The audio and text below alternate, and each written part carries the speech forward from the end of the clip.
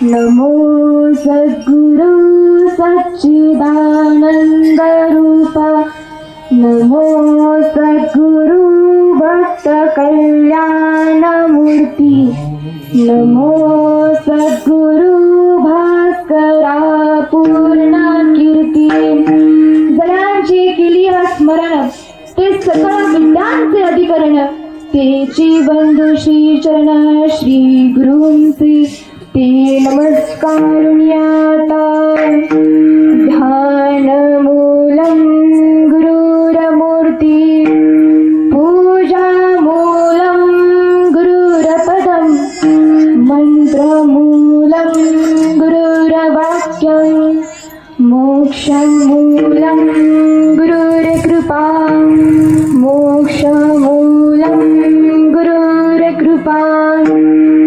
गुरुर्ब्रह्मा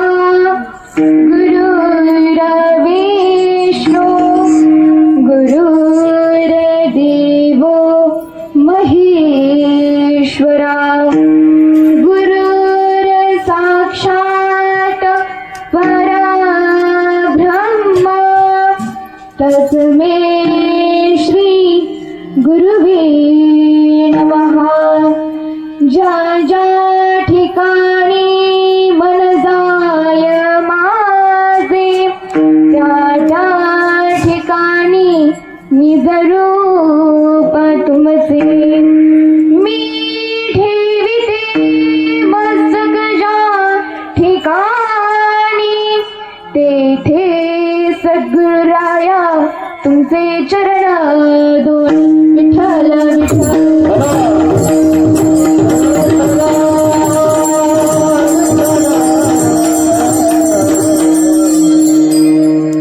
प्रस्तुत प्रसंगी प्राप्त सेवेकरिता निवडलेला अभंग या भागवत धर्माचा कळस म्हणून शोभणारे देवचे सुप्रसिद्ध जगतवंदीय जगद्गुरु श्री संत तुकोबराय यांचा 4 चरणांचा आहे आणि सर्वांच्या पाठांतरातील आहे. विठ्ठल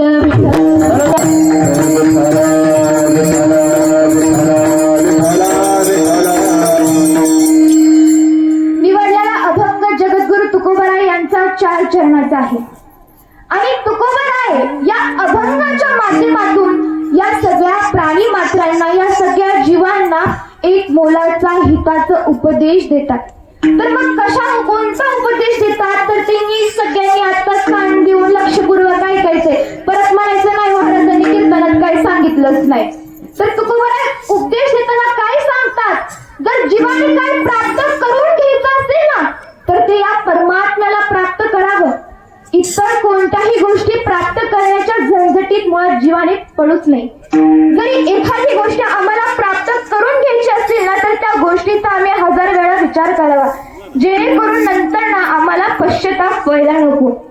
आणि तसं जर पाहायला गेलं तर या जगामधील सगळ्या गोष्टी नाशिवंत आहेत, त्या काही काळानंतर ना नष्ट होणार आहेत आणि फक्त या जगामध्ये असा एक परमात्माच आहे जो शाश्वत आहे.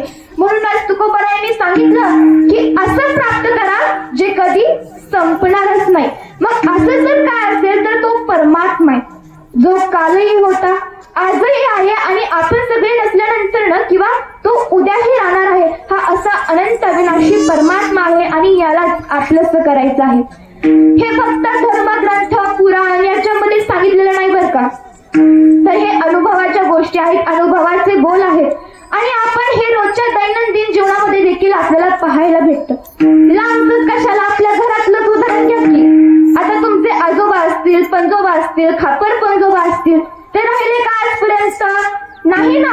त्यांनाही हा संसार कधी ना कधी सोडून जावंच लागला. म्हणून तुकोबराय या सगळ्या जीवाच्या काळजीसाठी या जीव मात्रेंना एक मोलाचा उपदेश करताना सांगतात की आपुला तो एक देवा करुणी घ्यावा, तेने विना जीवा सुख नव्हे. तुम्ही म्हणताल महाराज आम्हाला देवाला आपलंसं करायचंच नाही, तुमचं काय जातंय त्याच्यात, आम्हाला देवाला आपलंसं करायचं नाही. पण माझं काय जात नाही, मला एवढंच सांगा, इथं बसलेल्या सगळ्यांना सुख हवंय का नको? हवंय का? हो नाही काहीतरी म्हणत चला, याला म्हणू का म्हणून येणं म्हणून आली का इथं? नाही म्हणत चला की घुम्यावणी बसताय. हा सुख पाहिजे बरोबर. लहान लेकरांपासून ते म्हाताऱ्या माणसांपर्यंत सगळ्यांना सुख हवं असतं. आणि जर तुम्हाला सुख जर पाहिजे असेल ना तर देवाला आपलंसं करणं गरजेचं आहे. कारण तुम्ही देवाला जर आपलंसं नाही केलं तर मुळातच तुम्हाला सुख भेटणार नाही. म्हणजेच काही तर ऑफर चालू आहे, एकावर एक फ्री. जर तुम्ही देवाला आपलंसं केलं की मग त्याच्यासोबत फ्री मध्ये काय येणार आहे? सुख येणार आहे. आणि म्हणूनच तुकोबराय म्हणतात की या देवाला आपलंसं करा आणि देवाला जर तुम्ही आपलंसं नाही केलं तर तुम्हाला सुख मुळातच भेटू शकत नाही. तुम्ही म्हणताल महाराज आम्ही एवढा मोठा बंगला बांधला, एवढी मोठी गाडी घेतली, शेती घेतली, ह्याचं काय करायचं मग आम्ही? तर ह्या सगळ्या ज्या गोष्टी आहेत ना तर या नाशिवंत आहेत, भौतिक गोष्टी आहेत, माईक गोष्टी आहेत आणि मुळात दुःखाची उत्पत्तीच या गोष्टींपासून होत असते. आणि ज्या संग्रहाच्या गोष्टी असतात ना त्या तर अत्यंत दुःख देत असतात बरं का.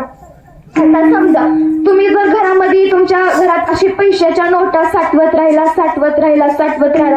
भरपूर पैसा झाला तुमच्याकडं आणि काही दिवसांनी नोटबंदी झाली तर काय दुःखच बघावं लागेल ना. त्या नोटा तरी कुठल्या तरी पिशवीत भराव्या लागतील, कुठेतरी जाळून टाकायला लागतील किंवा कुठेतरी टाकून द्यावं लागतील. म्हणजेच काय तर ज्या संग्रहाच्या गोष्टी असतात त्या अत्यंत दुःख देणाऱ्या गोष्टी असतात.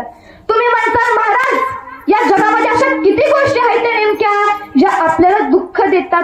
परमात्मा सोडला आणि ज्या बाकीच्या गोष्टी आहेत ना त्या सगळ्या दुःख देणाऱ्याच असतात. लांबच कशाला, जवळच घ्या. तुमचं तुमच्या बायकोवरती खूप प्रेम आहे बरोबर,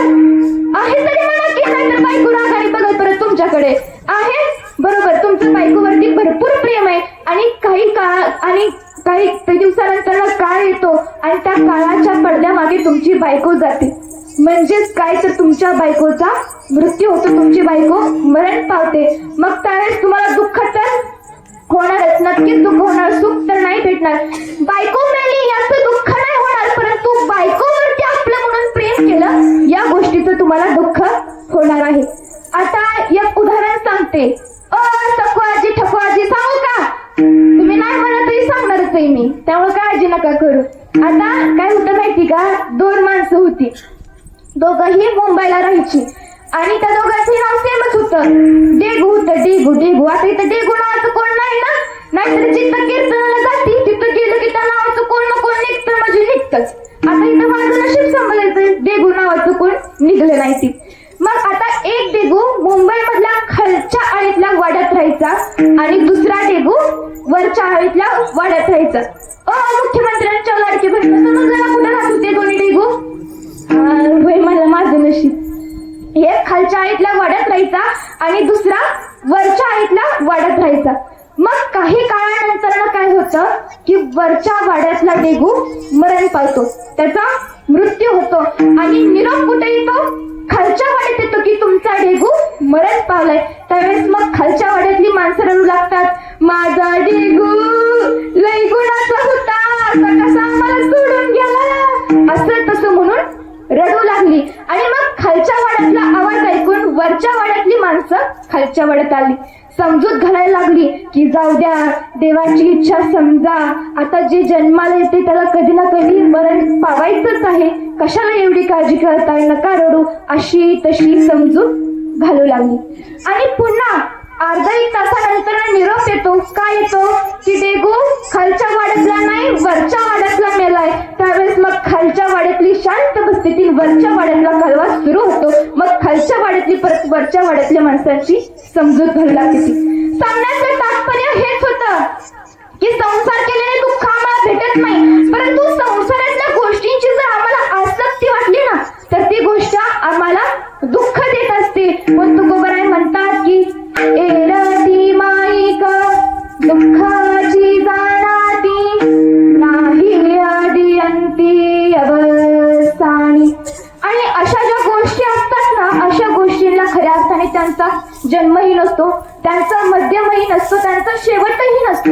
ह्या फक्त माणसाच्या मनातील अज्ञानामुळे निर्माण झालेल्या गोष्टी असतात. आणि हे अज्ञान जर दूर करायचं असेल ना तर देवाला आपलंसं करून घेणं अत्यंत गरजेचं आहे.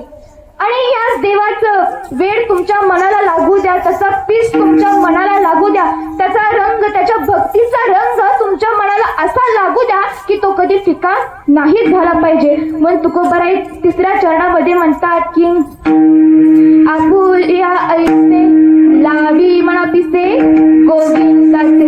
असं का म्हटलंय तर का म्हटलं आता ती पूर्ण मी म्हणून दाखवली ते ऐका. अविनाशकारी आपुल्या ऐसे लावी म्हणा पिसे गोविंदाचे. तर तुकोबराय काय सांगतात की निसर्गाच्या नियमांप्रमाणे ज्यावेळेस तुम्ही या देवाला आपलंसं कराल, त्याचा रंग तुमच्या मनाला लागून घ्याल, त्यावेळेस तुम्ही देखील या देवाप्रमाणे अनंत अविनाशी असं होऊन जाणार आहात. तुमचं मन देखील या देवाप्रमाणे अविनाशी होऊन जाईल. आणि तसं जर पाहायला गेलं तर या जगामध्ये ज्या ज्या गोष्टी आहेत त्या गोष्टींचा कधी ना कधी अंत होणारच आहे. बरोबर होणार आहे ना? आता असं कोण आहे की जे अमरपट्ट्याच घेऊन आलंय की बाबा मी कधी मरणारच नाही, असं आहे का कोण? मुळातच असं कोण नाही. आता तुम्हाला जर विचारलं की ही जमीन कुणाच्या मालकीची, तुम्ही म्हणसाल माझ्या बापाच्या मालकीची, तुला काय?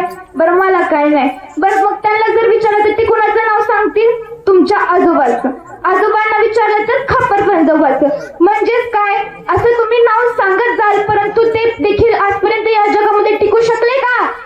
सांगा सखवाजी सखवाजी सांगा, टिकू शकले का? मुळातच ते टिकू शकले नाही. त्यांना देखील ही जमीन असेल, पैसा, घर, बंगला असेल, कधी ना कधी सोडून जावंच लागलं. आणि माणूस सहज असं छातीला हात लावून म्हणतोय, नात करतो काय, ही दिसती तेवढी जमीन ना माझी आहे, माझी. आणि असं म्हटल्यानंतर ना ती जमीन देखील हसते. आणि जमीन हसल्यानंतर त्या जमिनीला विचारलं की जमिने का हसते तू? त्यावेळेस ती जमीन म्हणते की अरे मी तुझ्यासारखे असे कित्येक जण पाहिले, ते देखील हेच म्हणत होते की ही जमीन माझी, परंतु कोण सुद्धा मला त्याच्यासोबत घेऊन जाऊ शकले नाही किंवा कोण सुद्धा मला त्याच्यासोबत आयुष्यभर टिकवू शकले नाहीये. आणि म्हणूनच मी हसते. मग तुकोबाराय शेवटच्या चरणांमध्ये म्हणतात की तुका म्हणे एका मरणेची सारे, उत्तमची उरे कीर्ती मागे. तुकोबाराय सांगतात की जो कोणी असेल, हे जर माणसं जर आजकालची जर या संसारापासून लांब राहिली, म्हणजे संसार कसा केला, कमळाप्रमाणे केला. आता कमळ चिखलामध्ये असतं बरोबर, परंतु त्या चिखलाचा अवशेषही तो कमळ स्वतःला लागून घेत नाही. तुकोबारायने देखील हेच सांगितलं की तुम्ही संसार करा, परंतु संसाराचा तुम्ही अवशेषही तुमच्या अंगाला लागून घेऊ नका. तुम्ही सतत या परमात्म्याचे नामस्मरण करा, त्याचं चिंतन करा, त्याची भक्ती करा, भजन करा. तर आणि अशा लोक मेल्यानंतर त्यांची कीर्ती या जगामध्ये कायमस्वरूपी राहत असते. म्हणूनच साधू संत प्रमाण देखील देतात की संसार मुळीच नासका, विवेक करावा नेटका, नेटका करिता फिका होत जातो. हा झाला अभंगाचा सरळ सोपा भावार्थ. विठ्ठल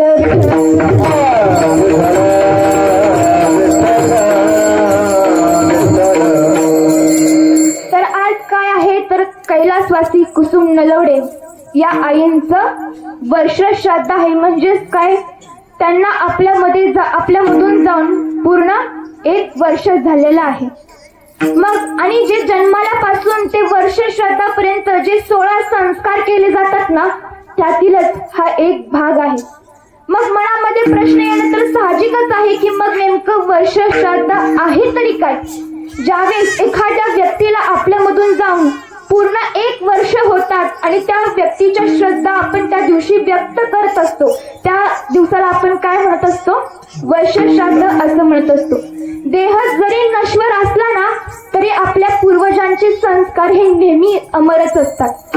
आणि आज आपण जे काही या ठिकाणी आहोत ते आपल्या पितरांच्या पुण्यामुळेच आहोत बरं का. आणि वर्ष श्राद्ध हा मृत्यूचं स्मरण नसून तर त्यांच्या कृतज्ञतेचा उत्सव आहे. आणि म्हणूनच आज आपण सर्वजण या ठिकाणी हा वर्ष श्रद्धेचा सोहळा साजरा करत आहोत. मी या ठिकाणी सोहळा का म्हणते, कारण साधू संतांनी जन्माचा तर सोहळा साजरा केलाच, परंतु त्यांनी मृत्यूचाही सोहळा साजरा केला. विठ्ठल विठ्ठल.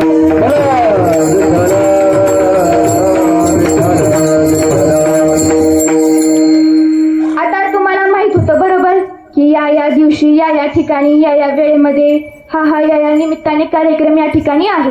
बरोबर माहित होतं का नव्हतं? 1 दिवस अगोदर माहित असेल, 2 दिवसाअगोदर माहित असेल, आठवड्या अगोदर किंवा महिन्या अगोदर माहित असेल. म्हणजेच काय, तुम्हाला माहित होतं की 1 दिवस हा कार्यक्रम या ठिकाणी आहे आणि म्हणूनच तुम्ही सर्वजण या ठिकाणी उपस्थित आहात. परंतु कुणाच्या लक्षात आलं का की आपलाही कार्यक्रम 1 दिवस असाच होणार आहे? आला का कुणाच्या लक्षात? नसणार आलं. आता हसतंय म्हणलं नसणार लक्षात आले. बरं, तुम्ही लक्ष देऊन देते की तुमचाही कार्यक्रम 1 दिवस असाच होणार आहे. आता समजा तुम्ही जर एखाद्या दुकानामध्ये गेला, समजा मोबाईल फोन आणायला जर तुम्ही दुकानात गेला, आता दुकानात गेल्यानंतर तुम्ही मोबाईल घेता आणि त्या मोबाईल सोबत तुम्हाला काय भेटतं, वॉरंटी गॅरंटी कार्ड भेटतं का नाही, की हा मोबाईल 5 वर्षानंतर आम्ही बदलून देऊ, जर खराब झाला तर, किंवा 10 वर्षाच्या बदलून देऊ असं भेटतं. परंतु असं कोण आहे का जे जन्माला येतानाच वॉरंटी गॅरंटी कार्ड घेऊन जन्माला आहे का? मुळातच नाही. आणि ह्या सगळ्या गोष्टींवर एक मात्र लक्षात येतं की आजच्या माणसाला 2 गोष्टींचा विसर पडलाय. किती? म्हातारे आजोबा, किती गोष्टींचा विसर पडलाय? 2. पहिला म्हणजे देव आणि दुसरा म्हणजे मृत्यू. त्याला माणूस आज एक विसरूनच गेलेला आहे की ह्या जगामध्ये ज्या काही गोष्टी होत आहेत ते या देवाच्या सत्तेने होत आहेत. आपण जो श्वास घेतोय ना, आपलं जे शरीर चालतंय ना, ते देखील या देवाच्या सत्तेने चालतंय.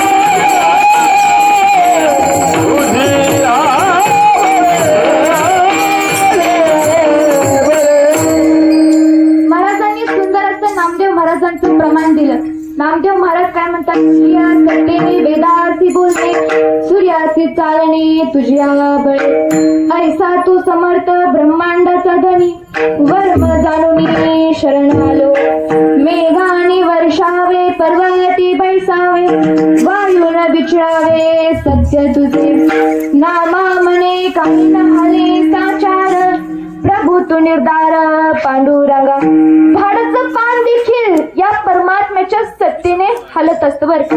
परंतु आज माणूस तेच विसरून गेलेला आहे. त्याला वाटत आहे की जे काही होत आहे ना ते माझ्यामुळे होत आहे असा अहंकार असा गर्व आज माणसाला चढलेला आहे. आणि दुसरी गोष्ट म्हणजे मृत्यू.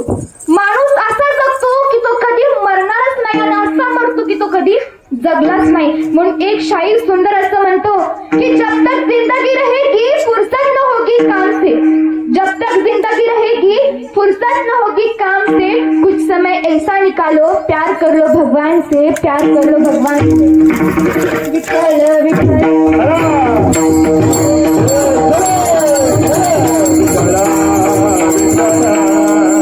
आणि म्हणूनच या सगळ्या प्राणी मात्रांना या सगळ्या जीवांना त्यांचं हित करण्यासाठी चांगलं करण्यासाठी अनेक साधू संतांनी उपदेश दिले. अनेक धर्मग्रंथ देखील लिहून ठेवले. ज्ञानेश्वरी असेल, तुकाराम गाथा असेल, दासबोध असेल असे अनेक धर्मग्रंथ लिहून ठेवले. संत ज्ञानेश्वर माऊली म्हणतात की उपजे ते नाशे नाशिले ते पुनरपी दिसे हे घटिका यंत्र जैसे भ्रमेगा किंवा जैसे जीर्ण वस्त्र सांडीजे मग नूतन वेडीजे तैसे देहांतराते स्वीकारीजे चैतन्यनाथे. आता आपण सगळेजण नवीन कपडे घ्यायला दुकानात जाताना नशीब होय म्हणलं माझं. दुकानात गेल्यानंतर नवीन कपडे घेता आणि ती कपडे आणल्यानंतर तुम्ही ती कपडे रोज वापरता आणि ती फाटल्यानंतर ती परत पुसायला करता किंवा टाकून देता. परत मग तुम्ही काय करता, आणखी नवीन कपडे आणायला जाता. अगदी त्याचप्रमाणे ज्ञानेश्वर माऊली काय सांगतात की हा आपला जो आत्मा आहे ना हा देखील देह बदलत असतो. आता या देहामध्ये हा देहाचा ज्यावेळेस तो त्याग करतो त्यावेळेस तो दुसऱ्या देहामध्ये प्रवेश करतो. दुसऱ्या देहाचा त्याग केल्यानंतर ना तो पुन्हा तिसऱ्या देहामध्ये प्रवेश करत असतो. म्हणजेच काय तर ज्या गोष्टी जन्माला येतात ना त्या गोष्टी कधी ना कधी मृत्यू पावतात. त्या गोष्टींचा कधी ना कधी नाश होतो. विठ्ठल.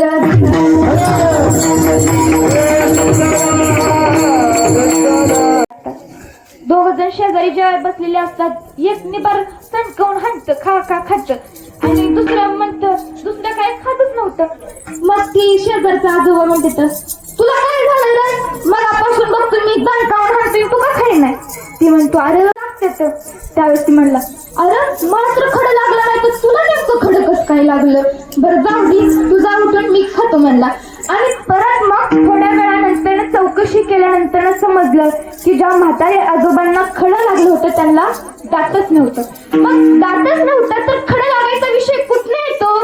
अगदी त्याचप्रमाणे तुम्हाला कधी हा प्रश्न पडला का की देव आहे का नाही.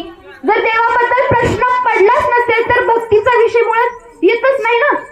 तुम्हाला कधी प्रश्न पडला का की मला हा देवाने अनमोल असा देह कशासाठी दिलाय, अनमोल असे 2 हात कशासाठी दिलेत, पाय कशासाठी दिलेत, डोळे कशासाठी दिलेले आहेत. म्हणून म्हटलेलं आहे की देवे दिला देह भजना गोमाटा डोळे झाला फाटा बालिकेचा.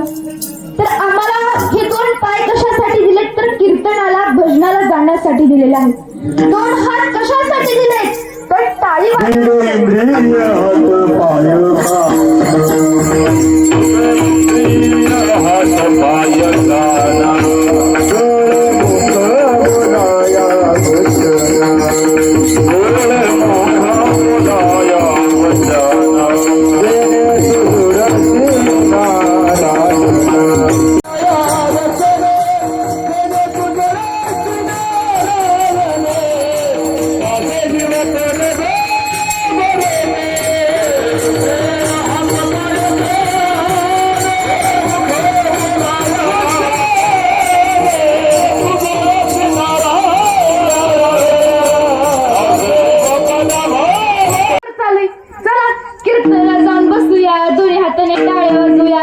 भजन म्हणूया.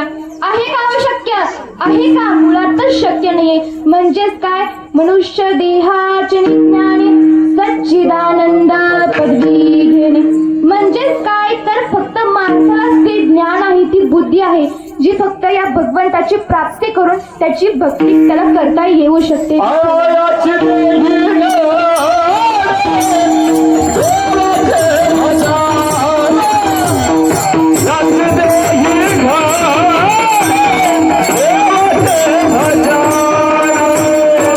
देवाचे भजन आणि कहे ज्ञान नाही कोठे, की या देवामध्ये आम्हाला या जन्मामध्ये या देवाची प्राप्ती करून त्याची भक्ती करता येऊ शकते. आणि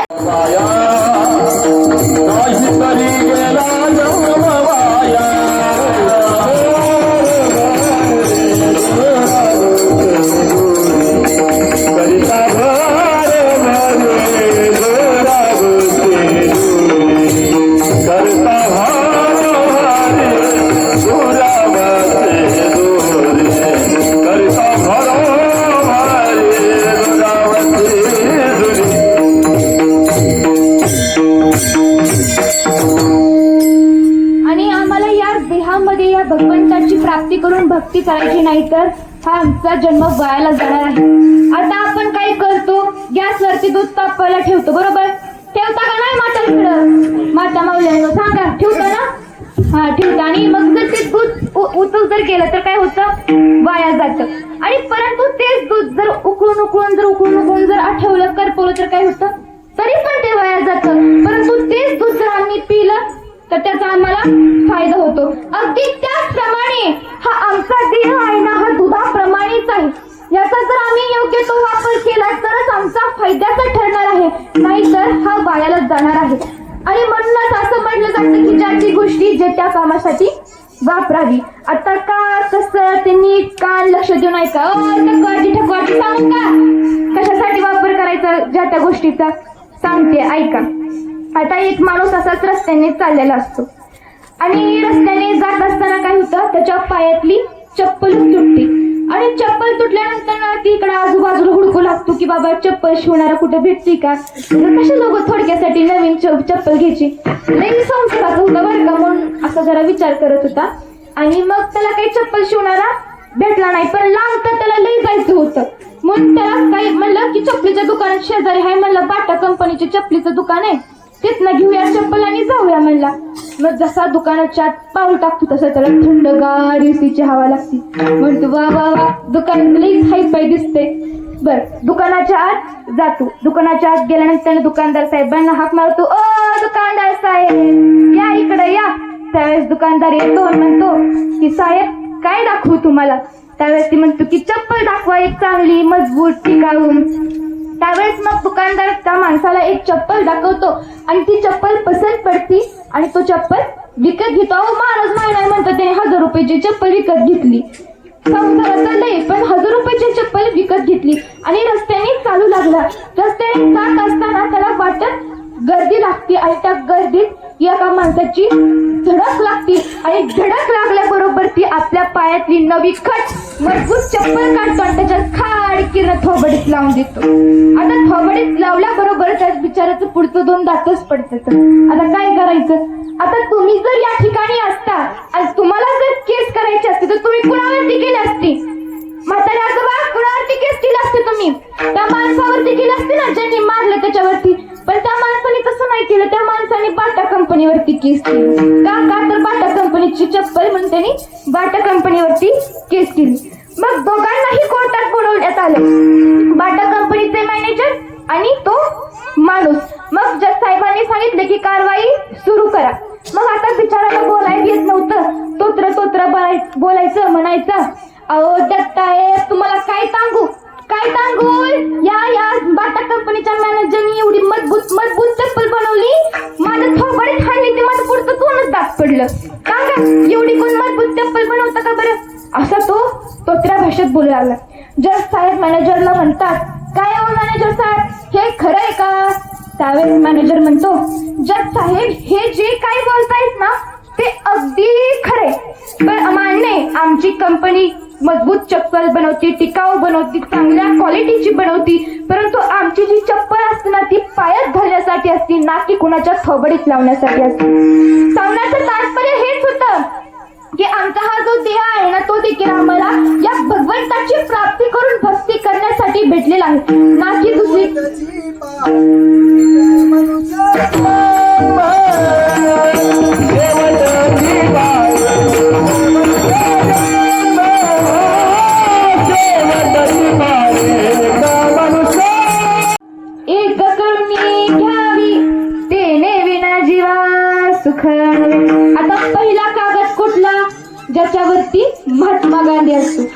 पहिला कागद आणि दुसरा कागद कुठला? सातबाऱ्याचा. प्रत्येकाला वाटत असतं की एवढी एवढी जमीन, एवढी एवढी संपत्ती माझ्या नावावरती असावी. आणि आजच्या तरुण पिढीला जर विचारलं तर तरुण पिढी काय म्हणेल? आपुला तो मोबाईल एक करुणी घ्यावा, देणे विना जीवा सुख नोय. आणि देव जर सोडलं ना या जगामध्ये आपलं कोणी लागत नाही, ते नुसतं दिखाव्यापुरतं असतं. माझं तुझ्यावरती लय प्रेमही नसतं, हे फक्त दिखाव्यापुरतं असतं. परंतु रियालिटी मध्ये खऱ्यामध्ये असं काही नसतं. आपलं जर कोण असेल ना तर तो फक्त देवच असेल. तुम्ही म्हणताल महाराज माझी आई हाय, माझा मुलगा हाय, माझी बायको हाय, एवढं मोठं घर मी माझंच आहे की. तुम्ही म्हणता कसं माझं काय नाही? बरं आता कसं नाही ते मी सांगते, आता लक्षात नाही का कसं काय तुमचं नाही. आता काय होतं माहितीये का, एका गावात एक पाटील आणि पाटील होते. इथलं नाही सांगत, आमच्या तिकडचं सांगते, नाही तर हुडकायला जाताल पाटील कुठं पाटलीन कुठं. आमच्या गावाकडचं सांगते. आता जिथं पाटील असायचा तिथं पाटलीन असायची. इकडं पाटील तर तिकडं पाटली, तिकडं पाटील तर तिकडं पाटली.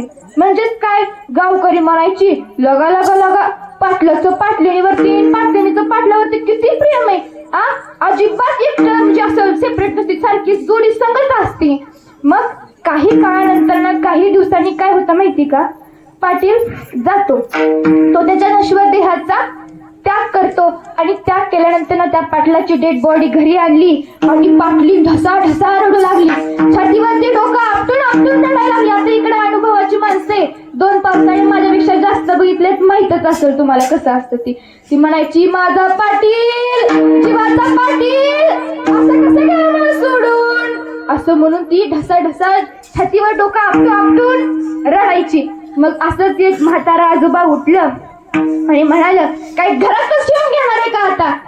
किती वेळ, तासभर तिथंच ताट काढून ठेवलंय आम्हाला, जाऊ दे की एकदाच अंतिम विधी करून येऊ दे आम्हाला. तरी बी पाटलीन काय उठायला तयारच नाही. मग काय म्हणला, अरे उठारा 2 जणांनी आणि ह्या धरा पाटलीने आणि एका खोलीत नेऊन कोंडा. मग तसं म्हटल्याबरोबर 2 माणसं उठते ती आणि त्या पाटलीला हाताला धरून एका खोलीत कडी लावून कोंडून ठेवते ती. मग आता ही अंतिम विधी, अंतिम संस्कार करायला निघतात. आणि निम्म्या रस्त्यापर्यंत पोहोचल्यानंतर काय माहिती मागणं कुणी पाटलीच्या दरवाजाची कडीच उघडली.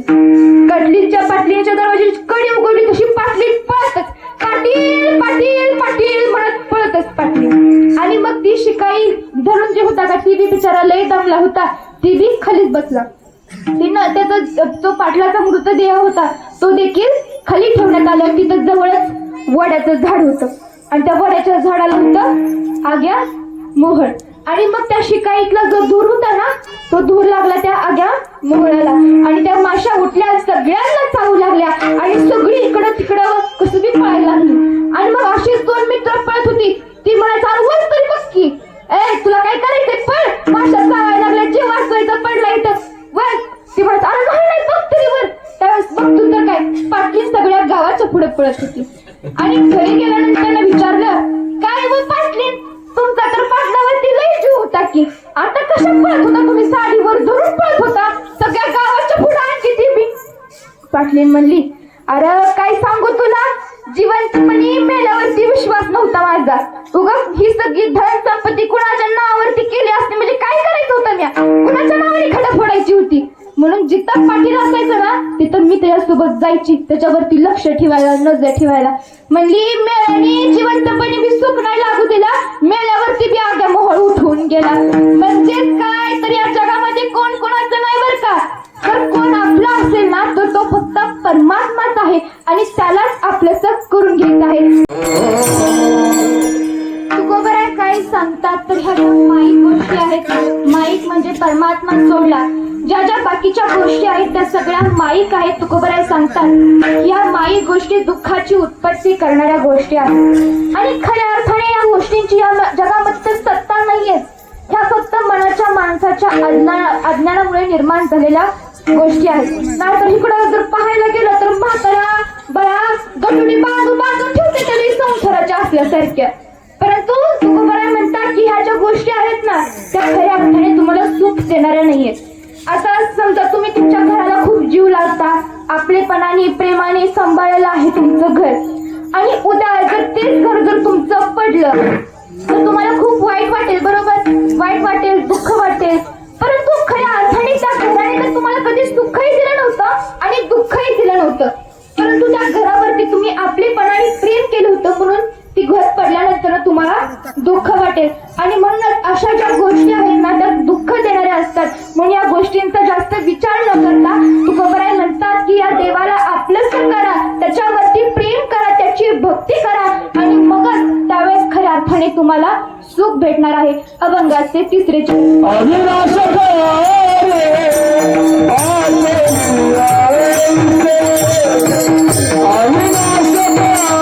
तुकोबराय सांगतात की देवाचं वेळ जरा तुमच्या मनाला लागू द्या, त्याचा रंग, त्याचा छंद तुमच्या मनाला लागू द्या आणि असा लावा की तो कधी निघलाच नाही पाहिजे.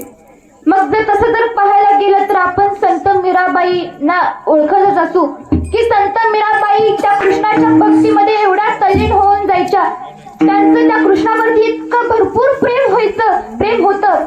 ते त्या कृष्णाच्या प्रेमामध्ये आपल्या पायामध्ये घुंगरू बांधून रस्त्यावरती नाचत होत्या. त्या एका राजाची मुलगी होती, परंतु तरीही त्यांना त्याचं भान नव्हतं. त्यांनी सगळ्या राजसुखाचा त्याग केला होता. ते फक्त या भगवंताच्या नामामध्ये तल्लीन होऊन पायाला घुंगरू बांधून सगळ्या रस्त्यांनी नाचत होत्या. आणि असं पाहिल्यानंतर ना राजाला वाटलं की आपल्या मुलीला वेळ लागलाय, आपली मुलगी वेडी झाली, तिला आपण विष पाजून मारूया. आणि मग तिला एका पेल्यात विष देण्यात आलं होतं. तिला माहितही होतं की त्या पेल्यामध्ये विष आहे, परंतु तिने ते आनंदानं पिलं आणि तिची एवढी भक्ती होती म्हणून त्या देवाला त्या विषाचं अमृत करावं लागलं. आणि ज्यावेळेस रोहिदासजींकडून ज्यावेळेस तिला या खरे देवाची ओळख होते ना, त्यावेळेस ती आनंदाने नाचून गाऊ म्हणू लागती की पायोजी मे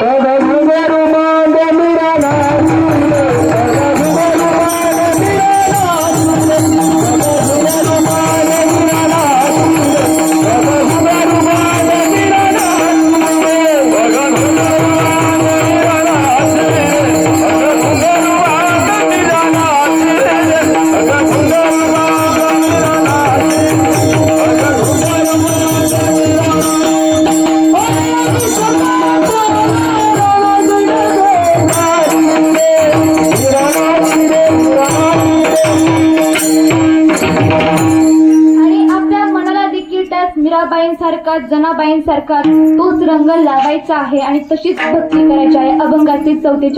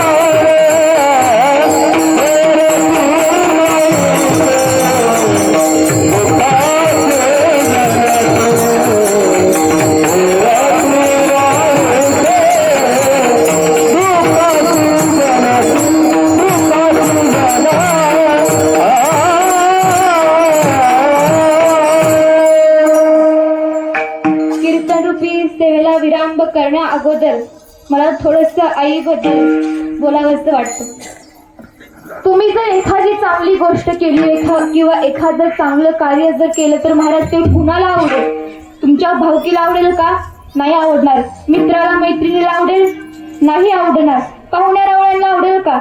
नाही आवडणार. परंतु आई वडीलच असे आहेत की ज्यांना आपल्यापेक्षा मुलांनी जास्त प्रगती केलेली आवडते. फक्त एक आईच अशी आहे जी आपल्या मुलावरती निस्वार्थ भावनेने प्रेम करते, जी आपल्या मुलाची काळजी करते. म्हणूनच मला एक कविता म्हणावीशी वाटते.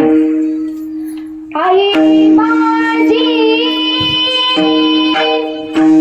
माईचा सागरा दिला तिने जीवना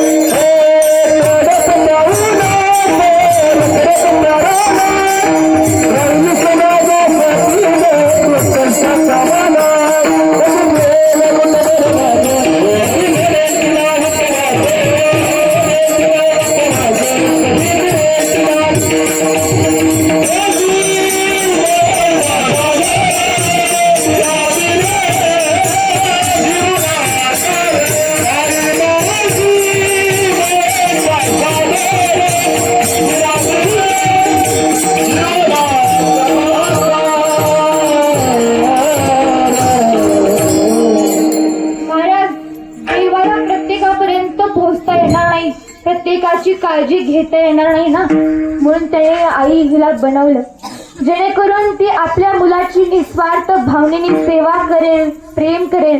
अहो आपल्या एखाद्या आईचं लहान बाळ जर असेल आणि त्या बाळाला ठेच जरी लागली ना तर आईच्या डोळ्यांमध्ये अश्रू दाखवून येतात. तिला खूप वाईट वाटतं. आणि अशीच एक आई होती, तिनं एका मुलाला जन्म दिला होता आणि मग तिनं डॉक्टरांना विचारलं की डॉक्टर साहेब माझं बाळ कसे? त्यावेळेस डॉक्टर म्हणतात की तुमचं ताई बाळ एक नंबर आहे, मस्त आहे, गुटगुटीत आहे, पांढरं शिपट आहे, परंतु एक दुःखाची बातमी आहे, त्या तुमच्या लहान बाळाला डोळाच नाहीये. त्यावेळेस आई कशाचाही न विचार करता म्हणते की डॉक्टर साहेब माझा एक डोळा काढा आणि माझ्या बाळाला बसवा, परंतु माझ्या बाळाला कशाचीही कमतरता जाणवायला नको. आणि महाराज आई ही एका देवस्थानापेक्षा सुद्धा कमी नसते. म्हणून आईची सेवा करत चला, तिला जपत चला, तिच्यावरती प्रेम करत चला. अरे आईची किंमत त्याला सांग विचारा ज्याची या जगामध्ये आई नाहीये. आणि म्हणूनच सगळ्यांच्या चरणी मी हात जोडून विनंती करते की जोपर्यंत आपली या जगामध्ये आई आहे ना तोपर्यंत तिच्यावरती प्रेम करत चला, तिची सेवा करत चला, तिला कसलीही कमतरता जाणून देऊ नका.